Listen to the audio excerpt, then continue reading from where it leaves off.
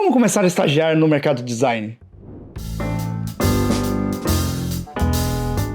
Seja bem-vindo a mais um Tudo que você sempre quis saber sobre marcas, mas tinha vergonha de perguntar. Eu sou Akira Goto. E eu sou Guilherme Sebastiani, e esse é o programa no qual a gente responde as perguntas que a gente recebe nas redes sociais, nos formulários, nos comentários. Então, se você tem uma pergunta, deixa aqui, que quem sabe as melhores ou as piores a gente seleciona para responder. Perfeito. E hoje vamos responder a pergunta do Sávio Paixão. De Belém do Pará. De Belém do Pará. Olá, como vão? Minha pergunta não é sobre branding, name ou identidade visual, mas tenho muito interesse em ingressar neste mercado. Vocês possuem estagiários?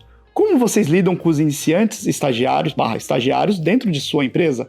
Tenho vontade de aprender, mas não sei se meu portfólio está interessante para ser chamado para uma vaga de estágio e queria saber a visão de quem contrata os mesmos. E aí, eu começo ou você começa? Começa aí, Guilherme. Eu acho que é legal começar falando que em vídeos anteriores, bem passados, a gente disse que a gente só contratava estagiário, não contratava ninguém formado, porque a pessoa vinha sem vícios e a gente podia moldar essas pessoas de acordo com aquilo que a gente queria. E a seleção era basicamente por indicação de quem já trabalhava na equipe, para ser muito mais fácil de trazer alguém com um perfil que eles ficassem confortáveis de trabalhar, mas também naquela época não era fácil contratar online, né? Você não tinha como sair divulgando vaga de estágio, redes sociais surgindo depois, então bem no começo era assim, foi um hábito que a gente manteve depois. Exato, e sempre a gente a gente entendia que quando a gente pegava as pessoas mais no início ali, estudantes ali, tinha aquela coisa de entender que o portfólio era cru ali, não tinha muita relação. A gente pegava muito nas questões das sutilezas de formato de trabalho. A gente prezava muito pelo trabalho em equipe, e então a gente pegava nas sutilezas. Por exemplo,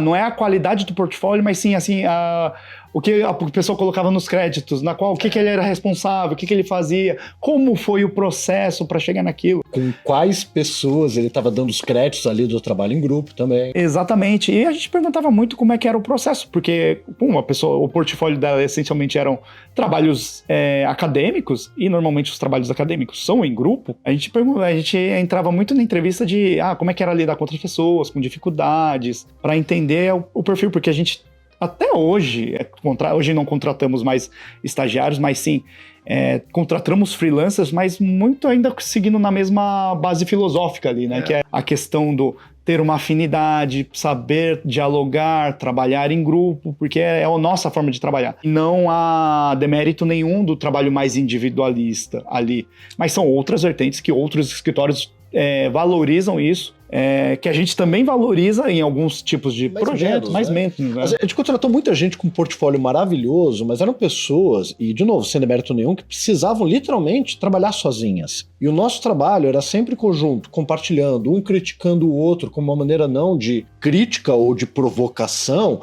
mas com uma maneira de o que a gente pode aprender com essa ideia, com esse rascunho, para poder criar um outro. Então a gente teve pessoas muito talentosas, com um portfólio muito bom, que não foram tão para frente quanto aqueles que sabiam compartilhar e debater. Tanto que a gente valorizava muito pessoas que tinham, por exemplo, trabalhei como vendedor em loja, porque a gente sabia que era alguém que tinha que lidar com o cliente, a gente botava o estagiário desde o início em todas as reuniões, até porque era a maneira de aprender a metodologia, né? Mas aí vem pandemia, vem uma mudança com o trabalho remoto, e a gente decidiu parar de contratar estagiário por um motivo. Cara, estágio é estágio. É bem remunerado? Não é, mas é estágio. Você está lá para aprender com a supervisão de alguém. A gente não acredita nesse modelo à distância. E olha que a gente faz home office há bastante tempo, mas precisava ter uma intensidade ali presencial com o estagiário, até ele pegar o jeito, né? Tem que ter alguém disponível ali no lado a qualquer momento para uma dúvida, para uma pergunta, e para olhar o que a pessoa está fazendo, não no sentido de deixa eu monitorar, mas se ela precisa de suporte. E depois da pandemia, nem eu, nem o Akira, a gente quer voltar para o presencial. A gente usa esse espaço hoje só para gravar. Eu moro aqui perto, eu não venho para o escritório, eu fico em casa. É só para fazer os cursos online. Basicamente. Não, e essa era uma coisa, né? A gente precisava formar alguém ali dentro e a gente não tinha ainda escola, né? A gente não tinha parte de formação de cursos online. E aí, no momento que a gente diminuiu o tamanho da equipe, a gente falou, bom, não dá para contratar estagiário mais, porque demora muito para pegar. A gente contratava para demandas de projetos que apareciam, e onde às vezes a gente tinha que inchar ou diminuir a equipe com grande velocidade.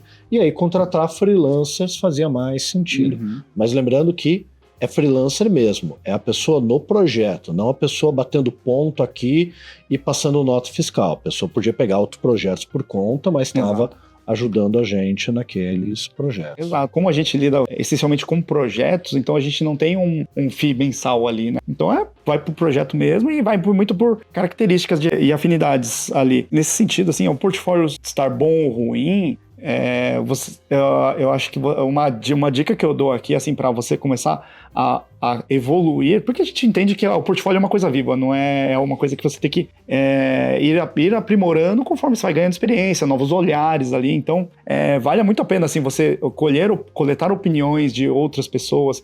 Muita gente recorre às comunidades de Facebook, Instagram também, de Behance, principalmente, né? De expor o trabalho ali, submeter a críticas. E você tá muito aberto a ver, assim, tirando o hater ali, até o hater, assim, você tenta pegar alguma coisa boa daquilo, né? Apesar da agressividade e tal, mas você tá aberto ali, né? E não simplesmente, o que achou? Dá um contexto do projeto, é um projeto fictício, não. Conta história, mostra rascunho. Exatamente, e vai adquirindo experiência, porque às vezes nesse contato das outras pessoas criticarem e você começar a dialogar e começar a trocar figurinha com essas pessoas, pode rolar um trabalho ali. E nesse ponto, eu acho assim, cada empresa contrata de uma maneira diferente. A gente não sabe como hoje as outras empresas estão contratando estagiário, mas networking é uma coisa que vale a pena investir. Ampliar sua rede de contato é uma coisa que vale a pena investir. O Akira começou como estagiário e ele vem indicado da Camila Vieira, que foi a primeira estagiária que a gente teve.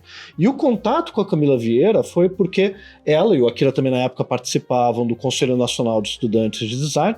A Camila estava organizando uma feira numa faculdade, me chamou para ser jurado na exposição daqueles trabalhos, isso porque ela estava ativa numa rede social, que na época eram os grupos de discussão do Yahoo Grupos. Então ela já se inseriu ali e fez contato. Quando eu perguntei de dica de estagiário, ela se candidatou. Quando precisou de mais um, ela indicou a Kira. Então, esse envolvimento, essa conexão abre bastante portas, porque as empresas estão preocupadas também em quem que elas vão pôr para dentro sem ter que fazer, ainda mais para um estágio, um processo de entrevistar 30 pessoas para daí selecionar alguém que a gente nem sabe se vai dar certo ou não. Eu entendo que quando é um cargo mais pleno numa empresa ou numa agência, no estúdio de design, há uma preocupação muito maior de um processo de recrutamento mais longo, mas para um estágio, quanto mais horas você gasta nesse processo, mais cara aquela contratação fica.